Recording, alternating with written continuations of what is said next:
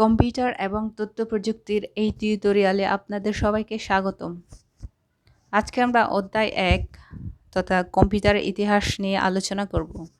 আপনারা জানেন যে বিভিন্ন চাকরি পরীক্ষা, সরকারি বা বেসরকারি, BCS, ব্যাংক সহ বিভিন্ন চাকরি পরীক্ষায় এই কম্পিউটারের ইতিহাস থেকে অনেক গুরুত্বপূর্ণ প্রশ্ন এসে থাকে।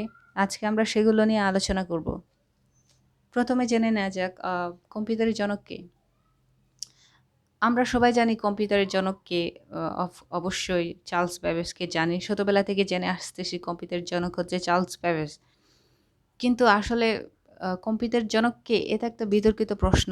কারণ আমরা বিভিন্ন গাইড বইয়ে বিভিন্ন ধরনের উত্তর পেয়ে থাকি। কোনো একটা বই এক ধরনের উত্তর, আরেকটা বই আরেক ধরনের উত্তর। এই জন্য আমরা প্রায় সময় কনফিউশনে ভুগে থাকি যে আমরা কোনটা দাগাবো, কোনটা সঠিক উত্তর, এবং আমরা পরীক্ষার সময় কোনটা দাগাবো। আজকে আমরা সেটা নিয়ে ক্লিয়ার হয়ে নেব। কম্পিউটারের জনক ক্যামব্রিজ বিশ্ববিদ্যালয়ের গণিতের অধ্যাপক স্যার চার্লস ব্যাবেজ 1822 সালে ডিফারেন্স ইঞ্জিন এবং 1833 সালে অ্যানালাইটিক্যাল ইঞ্জিন নামক যান্ত্রিক কম্পিউটারের নকশা তৈরি করেন। 1830 সালে ডিফারেন্স ইঞ্জিন আবিষ্কার করলেও অ্যানালাইটিক্যাল ইঞ্জিনটি তিনি আবিষ্কার করে যেতে পারেননি। ব্যাবেজের অ্যানালাইটিক্যাল ইঞ্জিনের পরিকল্পনায় আধুনিক কম্পিউটারের যেসব প্রধান বৈশিষ্ট্য থাকা দরকার, যেমন arithmetic unit, memory, input, output সবই ছিল। এজন্য চার্লস ব্যাবেজকে কম্পিউটারের জনক বলা হয়। এখন দেখা যাক আধুনিক কম্পিউটারের জনক। এখন আমরা যদি প্রশ্নে এমন পাই আধুনিক কম্পিউটারের জনক কে, এবং সেখানে যদি চার্লস ব্যাবেজের অপশানে যদি চার্লস ব্যাবেজের নাম উল্লেখ না থাকে এবং সেখানে অন্য কারো নাম উল্লেখ থাকে, সেক্ষেত্রে আমরা আধুনিক কম্পিউটারের জনক কে সেটা নিয়ে ক্লিয়ার হতে হবে। 1937 সালে টুরিং মেশিনের মাধ্যমে অ্যালান টুরিং গণনা এবং অ্যালগরিদমের ধারণা প্রবর্তন করেন। অ্যালান টুরিংই সর্বপ্রথম কম্পিউটারের কৃত্রিম বুদ্ধিমত্তা বা আর্টিফিশিয়াল ইন্টেলিজেন্সের ধারণা প্রদান করে। তাছাড়া তিনি থিওরিটিক্যাল কম্পিউটার সায়েন্স তত্ত্বেরও জনক। এই জন্য অনেকেই অ্যালান টুরিংকে আধুনিক কম্পিউটারের জনক বলে থাকেন।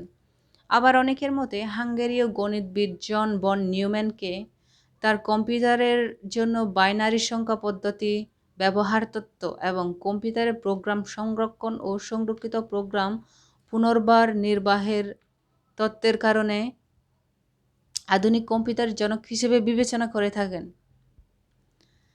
এখন যদি আমরা প্রশ্নে এরকম পাই আধুনিক কম্পিউটারের জনক কে, এবং সেখানে যদি চার্লস ব্যাবেজের নাম উল্লেখ না থাকে এবং অ্যালান টুরিং বা জন বন নিউম্যান থেকে যে কোনো একজনের নাম উল্লেখ থাকে, সেক্ষেত্রে আমরা কোনো কনফিউশন ছাড়াই নিশ্চিতভাবে অ্যালান টুরিংয়ের নাম থাকলে অ্যালান টুরিংয়ের নাম দাগাবো, এবং যদি জন বন নিউম্যানের নাম থাকে তাহলে জন বন নিউম্যানের নাম দাগাবো।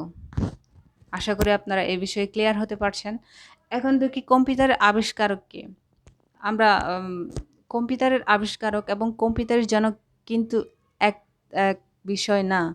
কম্পিউটারের জনক যিনি কম্পিউটারের একেবারে প্রথম কম্পিউটারের নকশা তৈরি করেছেন, তিনি হচ্ছে কম্পিউটারের জনক, যিনি চার্লস ব্যাবেজ। আর কম্পিউটারের আবিষ্কারক যিনি কম্পিউটারটা তৈরি করেছেন সর্বপ্রথম, তিনি হচ্ছেন ডক্টর হাওয়ার্ড এইচ আইকেন, যেটার নাম হচ্ছে মার্ক 1, এবং এটা প্রথম ইলেকট্রনিক কম্পিউটার মার্ক 1, যেটা হাওয়ার্ড এইকেন তৈরি করেছেন। বাইনারি গণিত ভিত্তিক প্রথম ইলেকট্রনিক কম্পিউটার হচ্ছে ABC। প্রথম পূর্ণাঙ্গ ইলেকট্রনিক কম্পিউটার ENIAC 1। প্রথম সংরক্ষিত প্রোগ্রাম বিশিষ্ট ইলেকট্রনিক কম্পিউটার ETSEC। বাণিজ্যিক ভিত্তিতে উৎপাদিত প্রথম ইলেকট্রনিক কম্পিউটার ইউনিভ্যাক 1। বাণিজ্যিক ভিত্তিতে প্রথম সুপার কম্পিউটার CDC 6600। ট্রানজিস্টর ভিত্তিক প্রথম কম্পিউটার TXO। ইন্টিগ্রেটেড সার্কিট বা IC ভিত্তিক প্রথম কম্পিউটার B2500 B3500। IC বা ইন্টিগ্রেটেড সার্কিট চিপ দিয়ে তৈরি প্রথম digital computer IBM system 360। Microprocessor ভিত্তিক প্রথম কম্পিউটার আলতেয়ার 880। বিশ্বের প্রথম ও একমাত্র কম্পিউটার জাদুঘর যুক্তরাষ্ট্রের আটলান্টায় অবস্থিত। ট্রানজিস্টর তৈরিতে কী ব্যবহৃত হয়? সিলিকন বা জার্মেনিয়াম। এবং বিশ্বের প্রথম মাইক্রোপ্রসেসর ইন্টেল 4004, যেটা কখনোই কম্পিউটারে, আধুনিক কম্পিউটারে ব্যবহৃত হয়নি এবং সেটা ডেস্কটপ ক্যালকুলেটরের মধ্যে ব্যবহারের সীমাবদ্ধ ছিল।